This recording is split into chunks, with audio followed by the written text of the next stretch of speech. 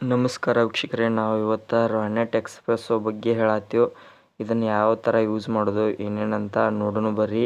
ಇವತ್ತು ಯಾವ್ದು ಹೇಳತ್ತೀವಿ ಅಂದ್ರೆ KYC ಯಾವ ಥರ ಮಾಡ್ಕೊಳ್ಳೋದು ಏನೇನಂತ ನೋಡೋಣ ಬರ್ರಿ. ಮೊದಲು ನೀವು ಲಾಗಿನ್ ಆಗೋಣ.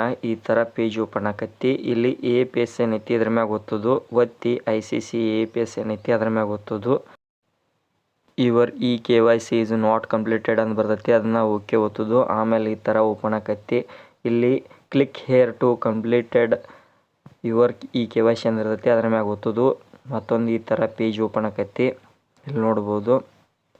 ಇಲ್ಲಿ ಪ್ರೊಸೀಡ್ ಮ್ಯಾಗ ಒತ್ತೋದು.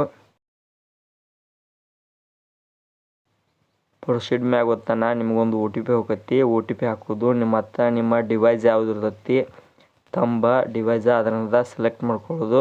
ಸೆಲೆಕ್ಟ್ ಮಾಡಿ ಆಮೇಲೆ ಹಿಂದಾಡಿಸಿ ಅದ ತಂಬುಗತ್ಲ ಚಿತ್ರ ಏನೈತಿ ಅದ್ರ ಮ್ಯಾಗ ಒತ್ತೋದು. ಒತ್ತಾನ ಸ್ಕ್ಯಾನಿಂಗ್ ಆಕೈತಿ. ಆಮೇಲೆ ತೆಳಗಿನ ಬಾಜು KYC ವೆರಿಫೈ ಏನೈತಿ ಅದ್ರ ಮ್ಯಾಗ ಕ್ಲಿಕ್ ಮಾಡೋದು. ಅವಾಗ